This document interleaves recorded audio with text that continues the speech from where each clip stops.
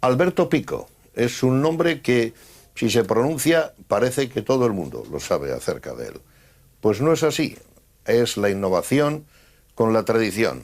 Es la aparente izquierda con un hondo socialismo cristiano. Es el respeto a lo que haya sucedido y la duda, pero no la duda de la fe. Cuando viene uno a visitarle, está en la Plaza Muergo número 1, en el segundo piso. Lleva aquí 40 años y dice siempre el barrio. Antes, sin embargo, surcó los mares, anduvo por el mundo en 3 barcos, el Alonso Ojeda, el buque escuela, y antes en el Comillas y después en el Guadalupe. Ha surcado el Atlántico, ha estado en África, conoció mundo, le pidió permiso al obispo Eguino Itrecu para poder viajar, pero no para viajar por viajar, para conocer a su padre. Su padre estaba en La Habana. Su padre y su madre, que era una señorita educada en Vergara, señorita de ascendencia mexicana, acabaron finalmente en Guriezo. Pero después la vida, para la que Alberto tiene comprensión, como sacerdote y como hombre sobre todo, les separó. Pero él supo juntarles y supo además hacer que los josefinos, unos sacerdotes asturianos que iban en uno de los barcos, reglamentara, como Dios manda, la situación de su padre con una compañera.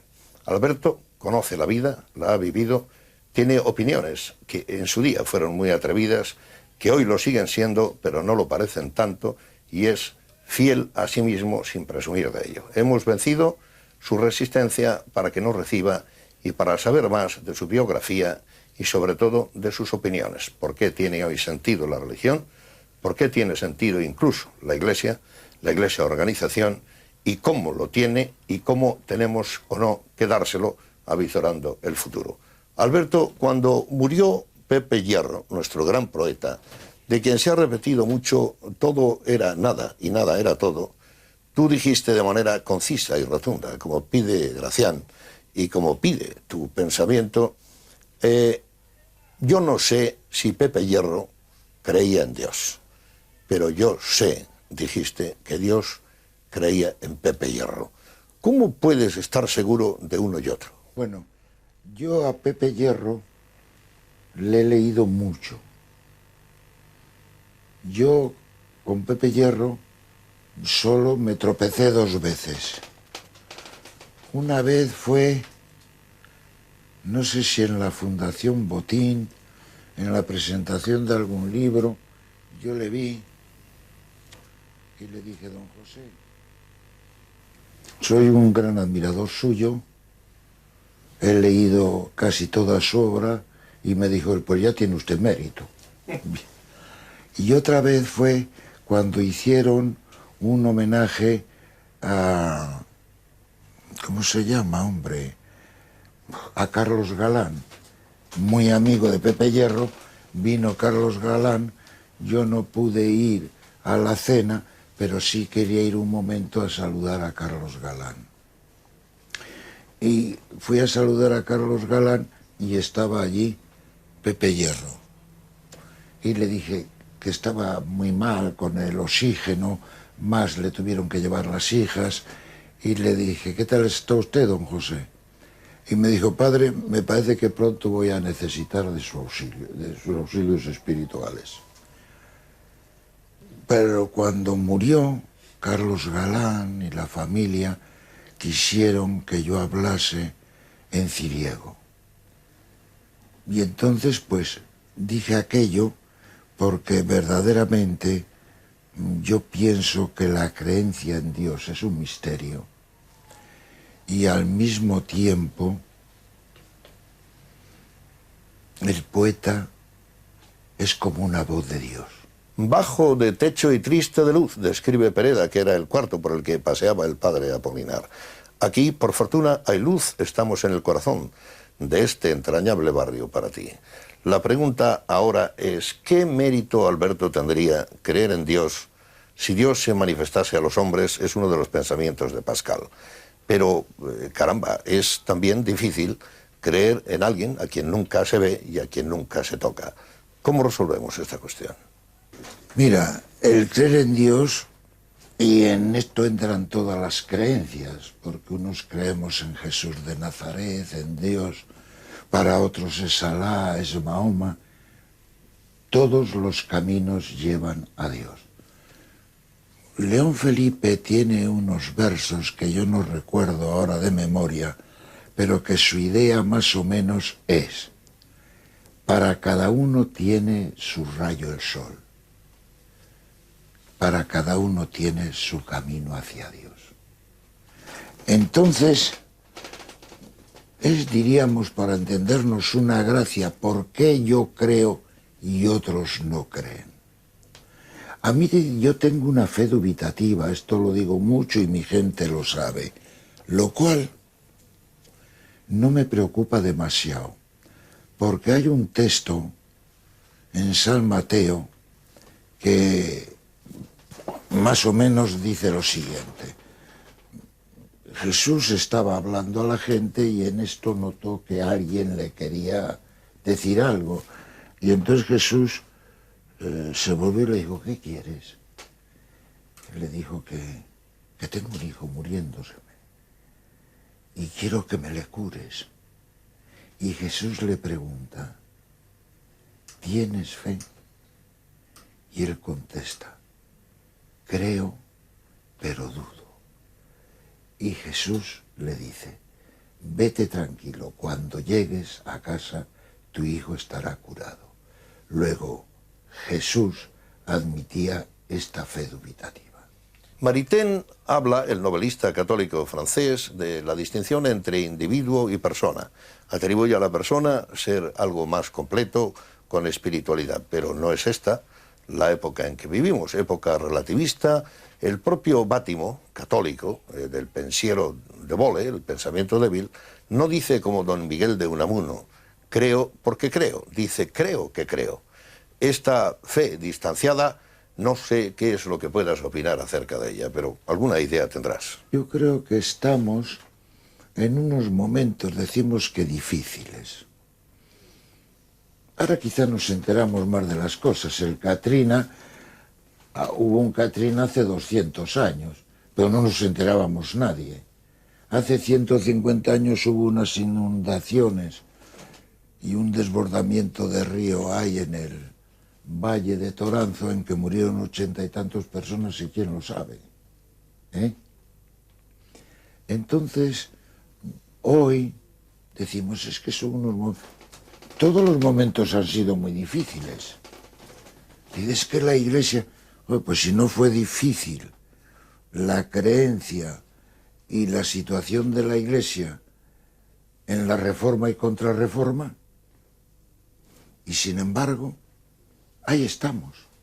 ¿Cómo se explica? ¿Cómo se explica la fe? Eso que dice el Padre Alegría, con el cual me une mucha amistad. Por cierto, te voy a regalar un pequeño libro que han publicado de él, que es un libro entrevista en que se titula Fiarse de Dios y reírse de uno mismo. Y él expone ahí su fe, sus creencias, sus circunstancias de la vida. Y por cierto, hace unos días, yo tengo mucha amistad con él, me voy a ver 2 veces al año, hablamos de todo lo divino y lo humano, me confieso con él. Son unas conversaciones que son una maravilla. Ahora no recuerdo el autor, por ahí está el libro, ya ha salido, ya se vende en Santander, que es una biografía del Padre Alegría. Sí. El Padre Alegría es un hombre de una gran fe, de una fe serena. Dice, la Iglesia no ha estado nunca como ahora de bien. Dice, vamos a ver toda aquella época de los papas Borgia y de todas aquellas, y de aquel poder temporal y de todo aquello, ¿no? Entonces él, que es un hombre admirable, ahora pronto va a cumplir 95 años, y ha hecho una biografía de él que hizo la misma biografía del padre Arrupe, porque a Alegría, Arrupe y Llanos fueron juntos al noviciado. Fíjate que 3 personajes. Le llamaban Perico entre ellos a Arrupe, a Alegría José María y a Llanos le llamaban Llanitos. Anduviste por los montes antes de estar 40 años en este barrio de hombres de la mar. Se ha acuñado el término fe del carbonero. Se podría hablar de la fe del pescador, no sé en qué puedan ser diferentes. Santa Teresa hablaba de Dios entre los pucheros. Descendamos de teodiceas, de teologías y cómo son estas fes sencillas, en qué se parecen y en qué difieren. Pues mira, eso de que decíamos que cada uno tiene su camino hacia Dios, no se hacen grandes preguntas, pero ellos verdaderamente se encuentran ligados a ese misterio de Dios a través de la Virgen del Carmen. O sea, la Virgen del Carmen para ellos todo. Vienen las dos únicas fechas del año en que todos los hombres están en tierra, es en Navidad y en la Virgen del Carmen. Que hay barcos que vienen desde las Azores, dejan la costera de Bonito, hay barcos que tardan 5 días en llegar a tierra para estar este día aquí. Y entonces ese día, pues la misa, y hay primeras comuniones, y se da la absolución general, y comulga todo el mundo, y sacamos la Virgen a la mar, que es una cosa muy bonita y muy emocionante, porque se sale de aquí, se va a la Comandancia de Marina, donde se pide al patrón mayor permiso para salir a la mar. Se sale a la mar y ya en alta mar se paran los barcos y se ponen alrededor del barco donde va la Virgen. Porque unos niños echan por la proa flores a la mar en recuerdo de los que se quedaron en la mar.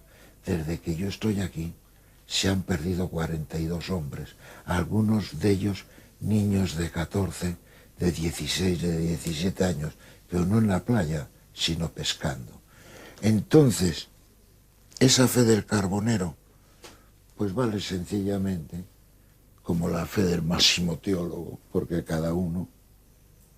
Sí, Alberto, la fe, pero San Manuel Bueno y Mártir, para acudir a aquel gran protagonista de don Miguel de Unamuno, era un sacerdote que había tenido la desgracia de perder la fe y sin ser hipócrita mantenía el sufrimiento, el sacrificio de tener que seguir simulando que creía. ¿Cómo enjuicias esta situación?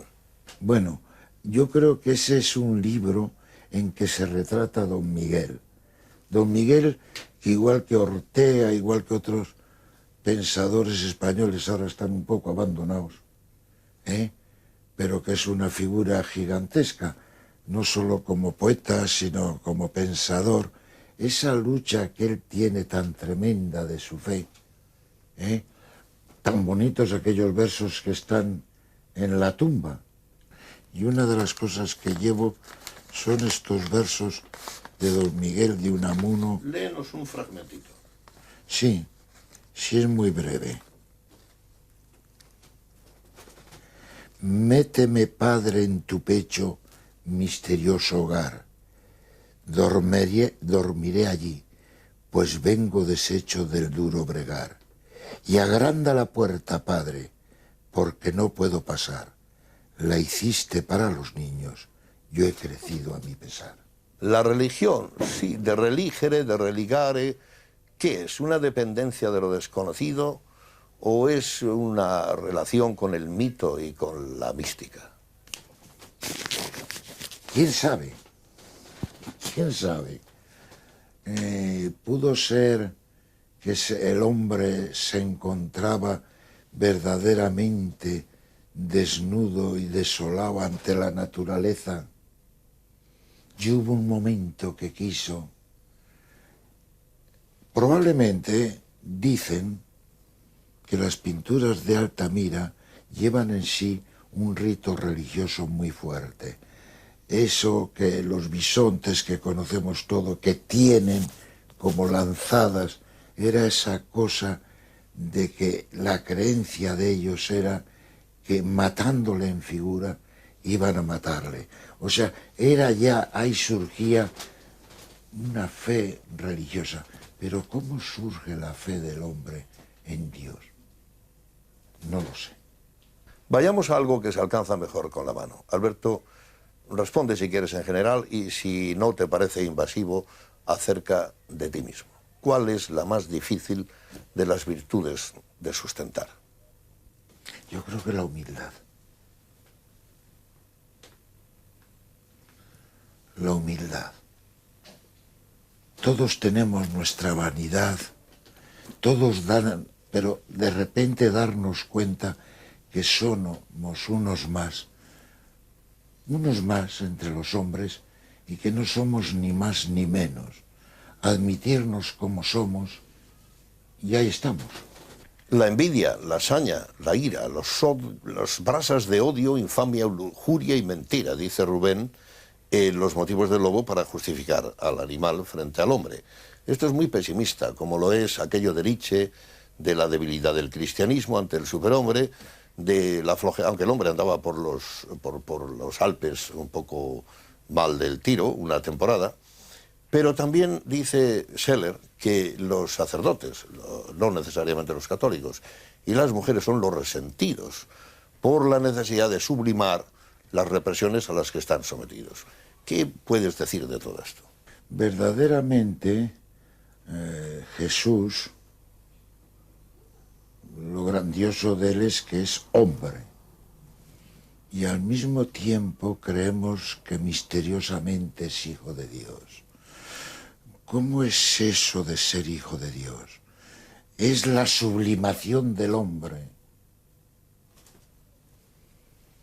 Pero, además, en la doctrina de Jesús, que es muy exigente, al mismo tiempo de enormemente compasiva, Jesús fustigó a todos los poderes, al poder religioso, al poder político, al poder económico, pero fue verdaderamente compasivo pues con las prostitutas, con los desgraciados y sobre todo lo de los niños, que es esa frase, para mí una de las frases más bellas de la humanidad, que Jesús dijo: los ojos de los niños siempre están viendo a Dios. Pero verdaderamente la creencia en Jesús es dar como vuelta un calcetín, porque bienaventurados los pobres, bienaventurados los que sufren por la justicia, bienaventurados, es sencillamente todo lo contrario de lo que humanamente deseamos. Entonces,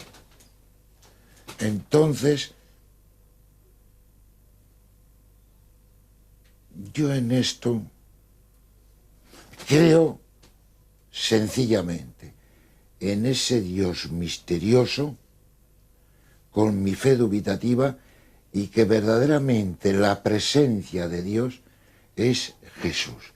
Ese hombre también, diríamos, con sus dudas de fe, porque no nos podemos olvidar que Jesús, una de las últimas frases que dice es: Dios mío, ¿por qué me has abandonado?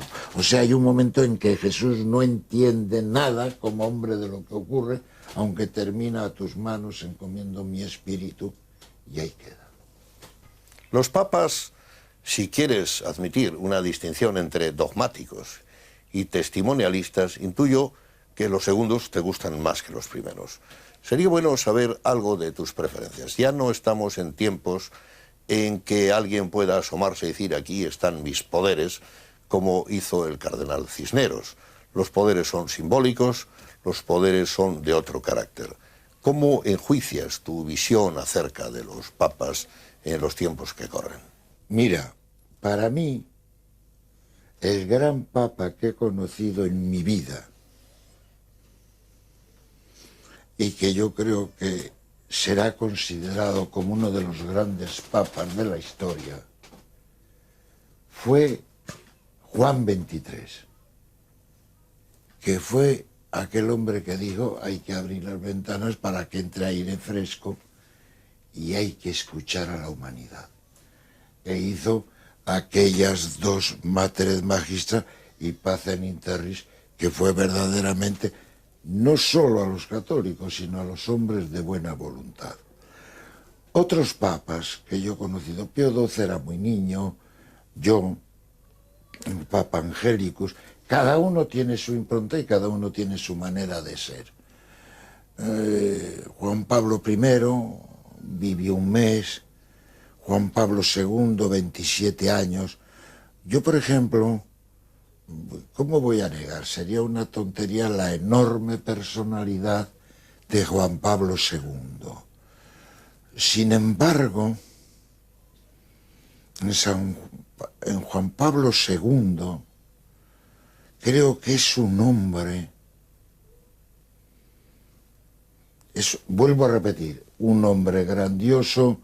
Su influencia en el mundo ha sido tremenda, no nos podemos olvidar que quizá la caída del comunismo él tuvo mucho que ver en ello, pero fue un hombre, por ejemplo, el hecho de que todos los teólogos progresistas, sin ir más lejos, ahí está Alegría, fueron apartados de sus cátedras, la teología de la liberación, Ellacuría, todos aquellos que además fueron mártires.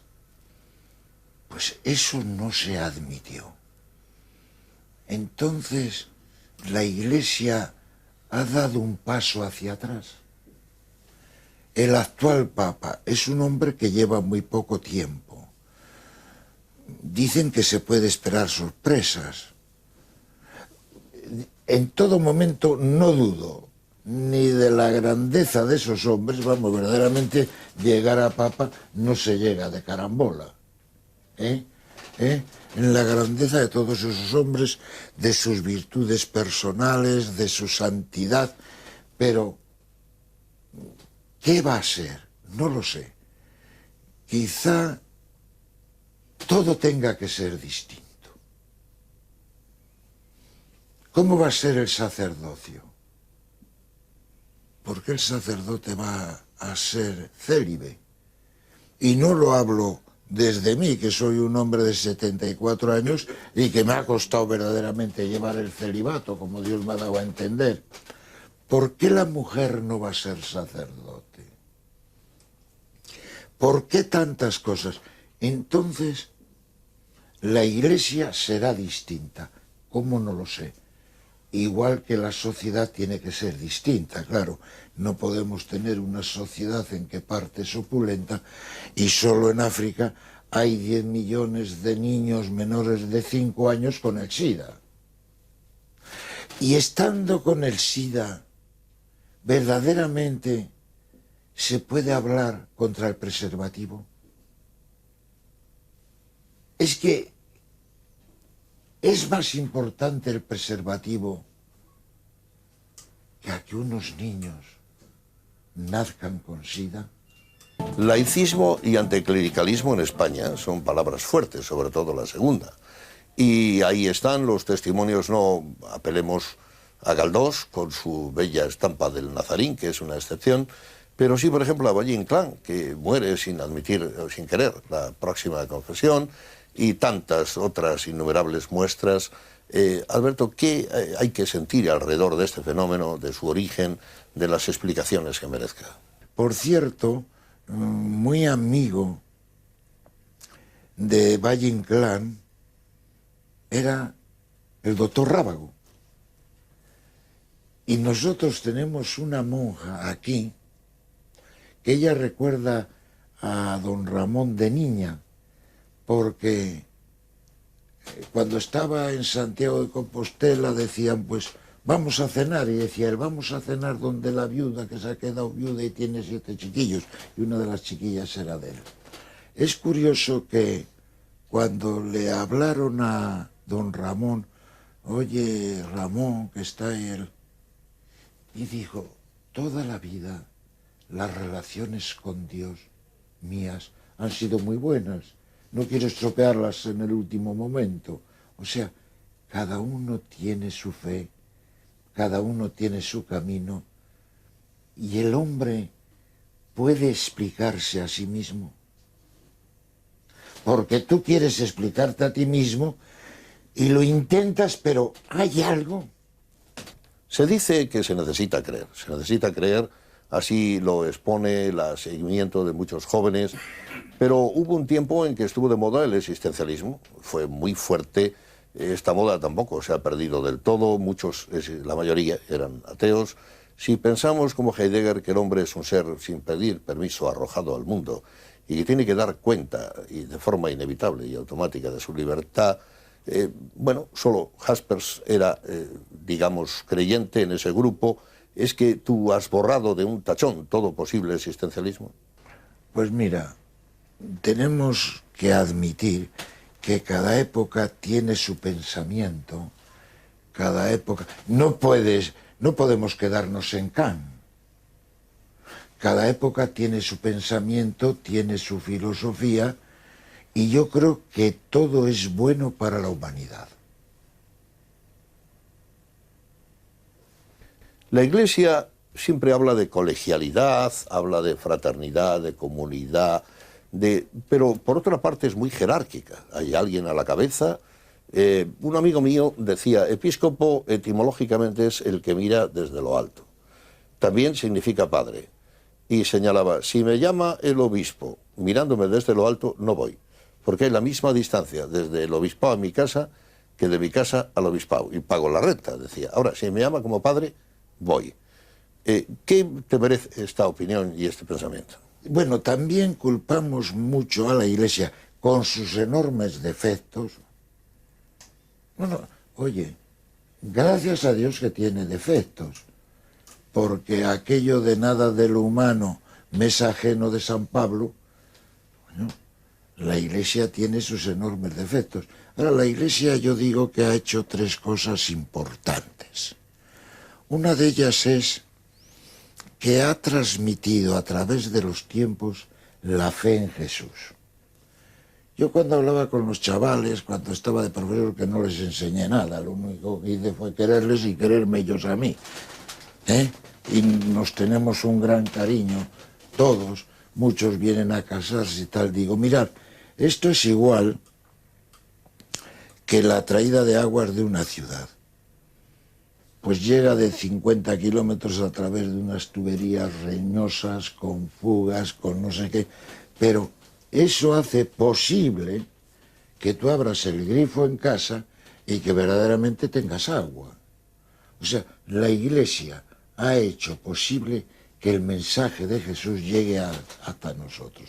Digo, otra cosa que ha hecho posible la Iglesia es que se hayan dado unas personalidades como San Francisco de Asís, como la Madre Teresa de Calcuta, y también una cosa que tenemos que agradecer, diríamos, a la Iglesia, ya nos entendemos, es que recogió el patrimonio de la antigüedad y lo transportó hacia nosotros. Pero yo creo que todos, empezando por mí, no sé si nos amparamos mucho, la Iglesia es un desastre. Bueno, déjeme usted de la Iglesia y verdaderamente vamos a centrarnos en Jesús. ¿Que esto es un desastre? Bien, pero Jesús no es un desastre. Y Jesús dice, amaros. Y Jesús dice, oye, ten lo necesario, lo demás pertenece a los otros. Entonces es que yo creo que nos amparamos mucho. La impresión que tengo, humildemente, que empezando por mí es que esto es un desastre. Mira, déjate de historias y sigue a Jesús. Hablas de casarse, pero ahí están también diversas nuevas formas de familia, separaciones para las que la Iglesia no parece todavía tener solución, incluso el tremendo abuso de los niños que afloró con mucha más claridad en la Iglesia norteamericana, que supo hacer una catarsis o por lo menos presentar su dolor de manera pública con victimarios y con víctimas. ¿Cómo se puede conciliar este pensamiento ortodoxo, canónico, del seguimiento de la familia, los niños que vienen a casarse contigo y todas estas otras modalidades que no pueden dejarse fuera del mundo? Eso sí que es una incógnita. Cómo a pesar de los pesares, cómo a pesar de durante siglos la Eucaristía, celebrarla de espaldas y en un idioma que no entiendes, y sin embargo la gente ha seguido yendo a misa. Todo eso entra. Recuerdo que José Luis Aranguren, con el cual tuve la suerte de comer una o dos veces, no porque tuviese amistad con él, vino a Santander a unas cosas y me dijeron, oye Alberto, Aranguren está solo, ¿por qué no vas a comer con él, lo acompañas? Recuerdo que me decía, Alberto, dice, mira que yo estoy siempre en la cuerda floja, que estoy en el filo de la navaja, de la crítica a la Iglesia, y sin embargo, mantengo mi fe y no me acuesto nunca, esté donde esté, ya era un hombre de 60 y tantos años, de arrodillarme y rezar las 3 Ave Marías que me enseñó mi madre, que murió siendo yo niño. ¿Por qué? ¿Cómo? Lo que tenemos que irnos olvidando un poco es ese concepto que teníamos de cristiandad. Las iglesias tenían que estar llenas, toda la sociedad. Sois la levadura. O sea, tú date cuenta que en Santander estuviesen las iglesias desiertas, pero hubiese 200 cristianos de verdad. Eso sería formidable. Y hoy se da eso. Mucho menos gente, o con la fe que llevan, heredada de sus padres, bien, y que ellos les ayuda en ese camino hacia el misterio de Dios. Pero hay minorías que se toman muy en serio las cosas. Hay un fenómeno, no hay vocaciones sacerdotales. No creo que sea el celibato. Yo creo que el celibato no debe de existir, ya te lo decía antes. Por ejemplo, en la iglesia anglicana y en otras iglesias se casan los sacerdotes y andan exactamente lo mismo de vocaciones. Sin embargo, se da este otro fenómeno de gentes que no andan en el sacerdocio, pero andan en el mundo, los medicus mundi, o todas estas gentes y todos estos jóvenes que se entregan a los demás. Verdaderamente, aunque no sean creyentes, verdaderamente son más seguidores de Jesús. No es que diga yo que no sean creyentes, Dios mío, los que van a misa con toda su devoción y con toda su cosa, pero serían como más creyentes o más testigos de Jesús el increyente que se preocupa de los demás. Y ese fenómeno se está dando. ¿Cómo será? No lo sé. ¿Cómo serán los curas del futuro? No lo sé. El obispo Blázquez, la presidenta de la Conferencia Episcopal, ha dicho que es lícito, a propósito de los medios de comunicación, utilizar la crítica desde ellos, la crítica social. Y esta era la opinión, hizo extenso uso de los mismos, el Papa anterior, un Papa de grandes gestos, no quiero decir que sin doctrina porque la tiene y bien acrisolada, pero también por la moda de las tertulias, por la pugnacidad con la que se produce el debate público en España, ha habido muchos insultos y a veces los hay. ¿Qué te merece este tipo de comportamiento? ¿Qué opinión te merece?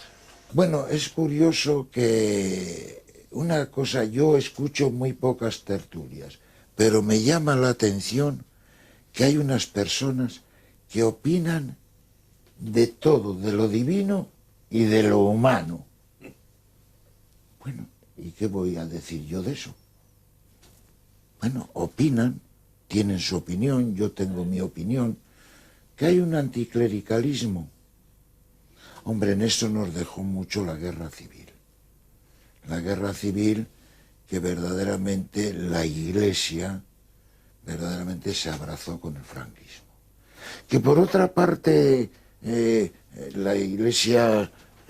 Primero la mataban, Marañón se marchó por la quema de Montmartre. Sí, te quiero decir, fue un disparate tal que sin ir más lejos, yo tengo un amigo sacerdote que mataron los nacionales su padre sin comerlo ni beberlo. Todavía nadie se ha explicado. ¿Fue una denuncia por envidia?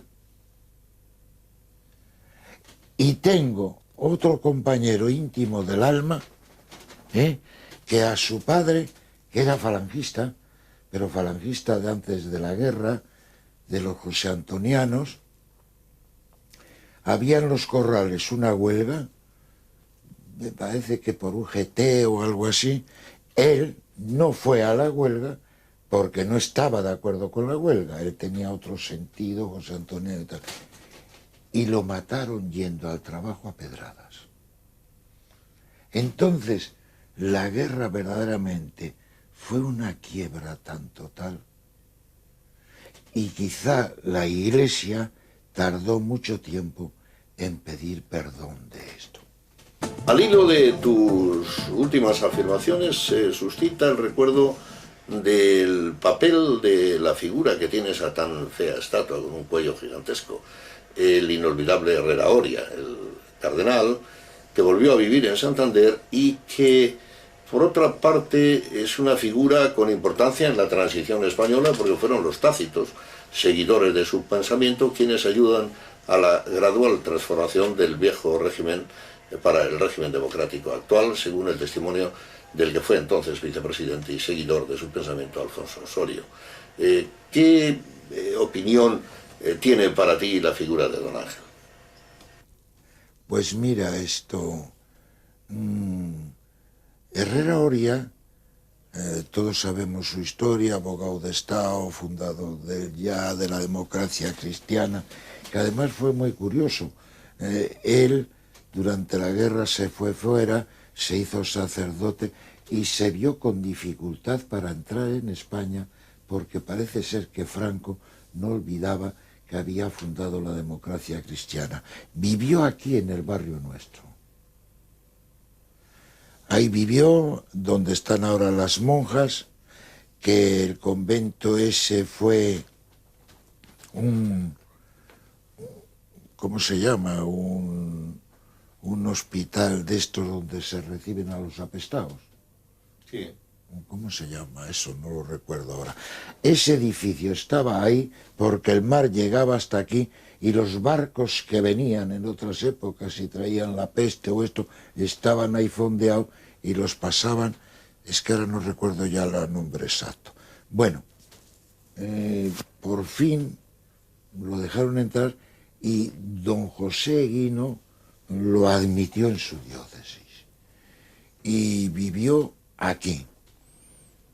También es una figura gigante, pero Moralejo, que fue uno de sus discípulos, aquí él vivió con 6 sacerdotes, que todos fueron obispos menos uno. Don Vicente Puchol fue uno de los sacerdotes que vivió con él ahí en lo que era el convento de las monjas.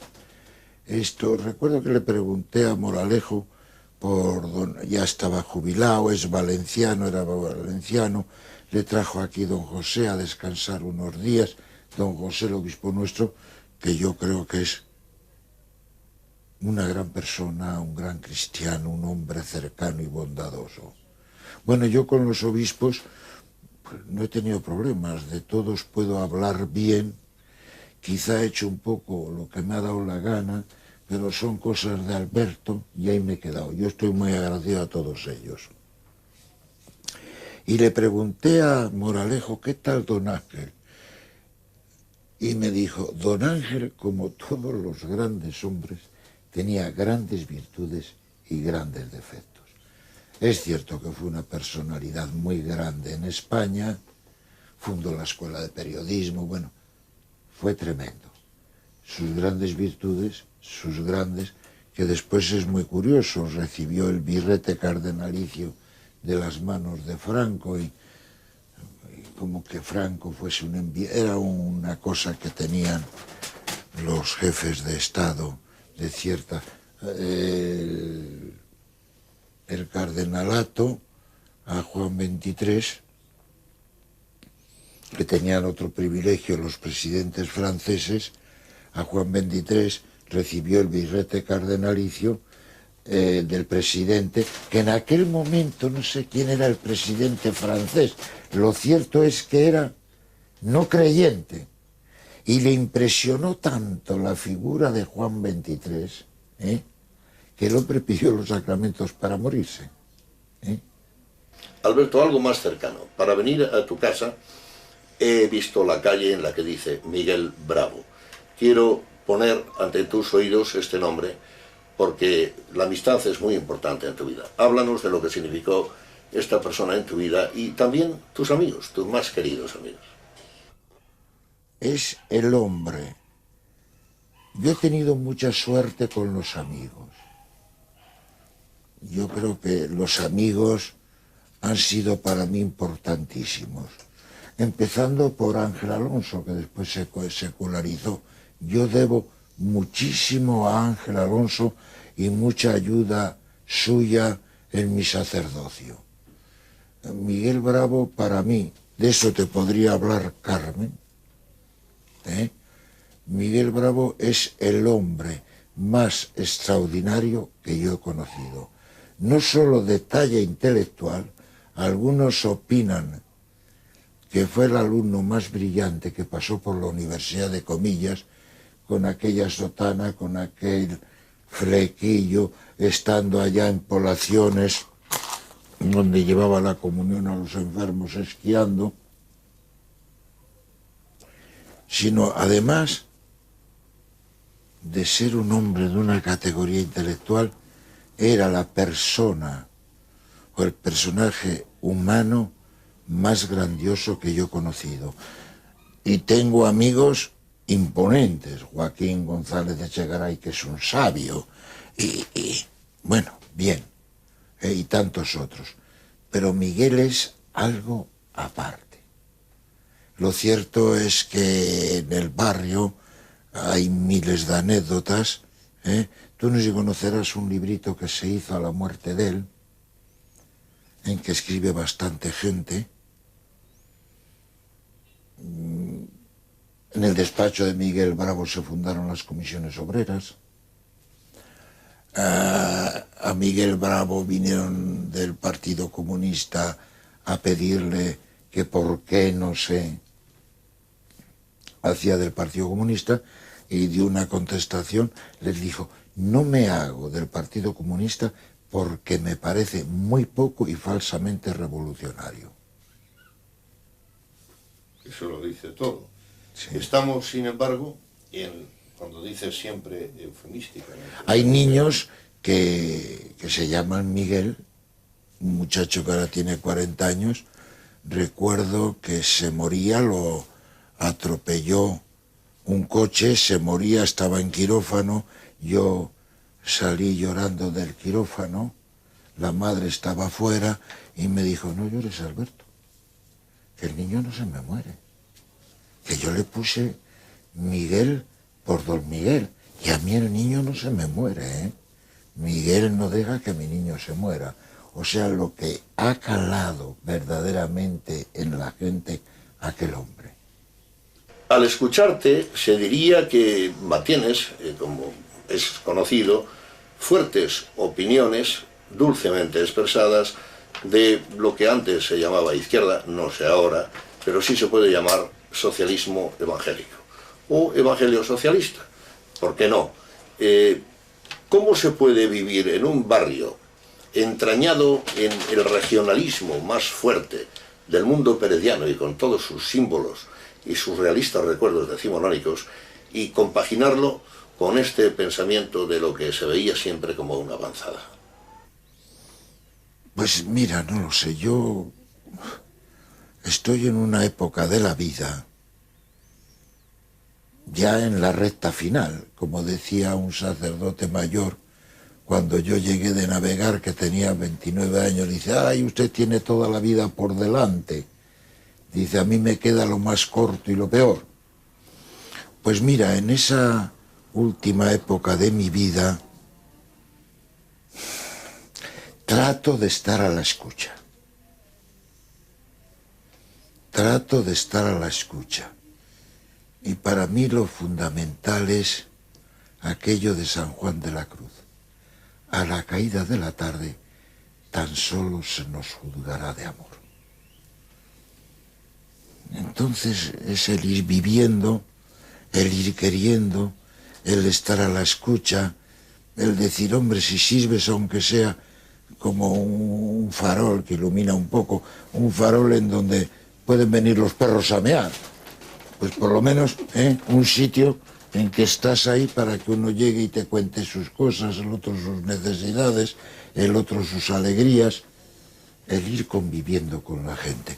Yo tengo miedo a la muerte físicamente. Tengo miedo al dolor, tengo miedo en que veo que se me acerca la muerte, pero del más allá no tengo absolutamente ningún miedo. Y la cosa es la siguiente, los que tenéis hijos, tú tienes hijos. Yo recuerdo perfectamente un hombre que vive, que murió su hijo de droga, que se despidió de mí y me dijo, Alberto, solo te pido una cosa, Alberto, que los lleves a los campamentos como me llevabas a mí. Cantó misa hace 50 años, en la bien aparecida, con una comida campestre. Ha surcado los mares, hacia África, más por el Atlántico, en 3 barcos. Lo hemos dicho, no lo vamos a repetir. El Comillas, el Guadalupe y también el Alonso de Ojeda, para conocer a su padre. Le conoció, le casó con la mujer que vivía, se entrañó en el recuerdo de Guriezo y además es habanero, algo que mucha gente no sabía. Alberto Pico, amigo de sus amigos, Alberto Pico sacerdote, Alberto Pico hombre del barrio, hombre del mundo, hombre del Evangelio, algo heterodoxo, pero siempre disciplinado y siempre en el pensamiento acorde con la fe que parte de la duda, pero retoma hacia la sencillez unamuniana con la que lleva en el bolsillo algo impensable, esos versos de Don Miguel. Este es Alberto, un pensador, un hombre que vive en medio de los demás, con aquello de la fe del carbonero, del pescador y entre pucheros. Este es el Alberto Pico del barrio pesquero, a quien hoy hemos tenido ocasión de entrevistar en profundidad para hablar de lo divino y de lo humano. Nunca mejor dicho, en Telecabarga, agradecidos por su gentileza y por el testimonio de su vida.